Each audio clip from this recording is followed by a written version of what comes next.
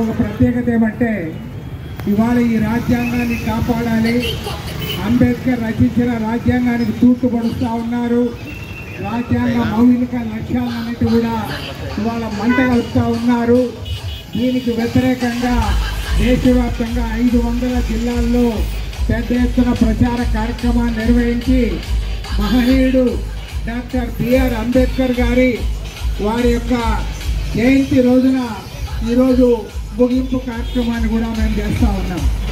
ప్రత్యేకించి మార్చి 23వ తేదీ సర్దార్ భగత్ సింగ్ గారి వర్ధంతి సందర్భంగా ప్రారంభించి ఈ 2 వారాల పాటు ప్రచార కార్యక్రమాన్ని నిర్వహించి ఈరోజు అంబేద్కర్ గారి జయంతి రోజున ఈరోజు ముగింపు సభలు కూడా జరుపుకుంటూ ఉన్నాం.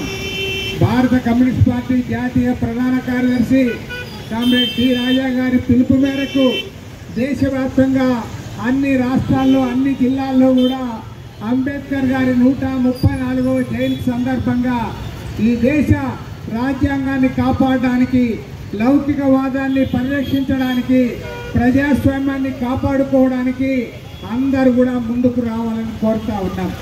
ఎందుకంటే ఆనాడు అంబేద్కర్ గారు ఎన్నో ఆలోచించి ఇవాళ ఈ దేశంలో ఒక రాజ్యాంగాన్ని తెచ్చాడు. నిజంగా ఒకటి మాత్రం గర్వంగా చెప్పగలను, భారతదేశంలో ఎన్ని సమస్యలున్నా, ఎన్ని వర్గాలున్నా, ఎన్ని కులాలున్నా, ఎన్ని మతాలున్నా, ఇన్ని భాషలు మాట్లాడే వాళ్ళున్నా, మనమందరం కూడా 144 కోట్ల జనాభా కలిసిమెలిసి ఉన్నామంటే ఖచ్చితంగా గర్వంగా చెప్పగలను. మహనీయుడు డాక్టర్ అంబేద్కర్ గారు ఆయన రచించిన రాజ్యాంగం వల్లనే మనమందరం కూడా కలిసిమెలిసి ఉన్నాం. అలాంటి రాజ్యాంగాన్ని ఇవాళ తూట్లు పడవాలంటా ఉన్నారు, ఈ రాజ్యాంగాన్ని మార్చాలంటా ఉన్నారు.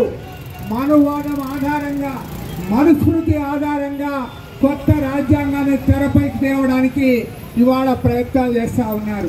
మీరందరూ కూడా పార్లమెంట్లో చూశారు, మామూలు వ్యక్తి కాదు, ఈ దేశ హోమ్ మినిస్టర్ అమిత్ షా గారు సాక్షాత్తు అంబేద్కర్ గారిని పార్లమెంట్లోనే అవమానించడం జరిగింది.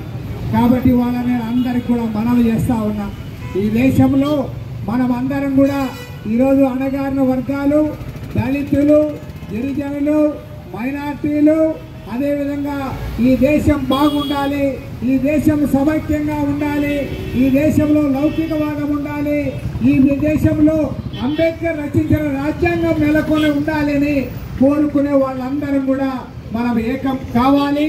ఈ రాజ్యాంగాన్ని కాపాడుకోవాలి, ఈ దేశాన్ని కాపాడుకోవాలి, ఆ రకంగా ముందుకు రావాలని కోరుతా ఉన్నాం. ఇటీవల కాలంలో మీరు చూశారు, సాక్షాత్తు పార్లమెంట్లో రాజ్యాంగాన్ని ఉల్లంఘిస్తూ, రాజ్యాంగంలో ఆర్టికల్ 25, 26 ఉల్లంఘిస్తూ వక్ఫ్ అమెండ్మెంట్ బిల్ తెచ్చారు. వక్ఫ్ అమెండ్మెంట్ బిల్ వచ్చిన తర్వాత ఇవాళ దేశవ్యాప్తంగా మైనార్టీ సోదరులు, అదేవిధంగా ప్రజాస్వామ్యం కోరుకునే వాళ్ళు, లౌకికవాదులు అందరూ కూడా రోడ్డెక్కుతూ ఉన్నారు. మన రాష్ట్రంలో కూడా మైనార్టీ సోదరులందరూ కూడా పెద్ద ఎత్తున రోడ్డెక్కుతూ ఉన్నారు. వాళ్ళందరికీ కూడా మనవి చేస్తూ ఉన్నాం, ఇది ఒక్క మైనార్టీలకు సంబంధించిన సమస్య కాదు. ఇవాళ ముస్లింలు అయిన తర్వాత మళ్ళీ క్రైస్తవుల ఆస్తులపైన కూడా పోతా ఉన్నారు. పార్లమెంట్లో ఈ చట్టం పాస్ అయిన వెంటనే ఇవాళ ఆర్ఎస్ఎస్ వారి పత్రిక, ఆర్గనైజర్ పత్రికలో రాశారు, క్యాథలిక్ చర్చిలు ఏవైతే ఉన్నాయో ఆ చర్చిల పేరు మీద 7 కోట్ల హెక్టార్ల భూమి బ్రిటిష్ వాళ్ళు లీజుకు రాశారని చెప్పి కూడా ఇవాళ అందులో ఆర్టికల్ రాశారు. కాబట్టి ఆర్ఎస్ఎస్ వాళ్ళ ఉద్దేశమేమి, ముందు ముస్లింల పైన దాడి చేస్తారు, వాళ్ళ ఆస్తులు లాక్కుంటారు, ఆ తర్వాత క్రైస్తవుల ఆస్తులకు పోతారు, ఆ తర్వాత దేవాలయాల ఆస్తులకు కూడా వస్తారు.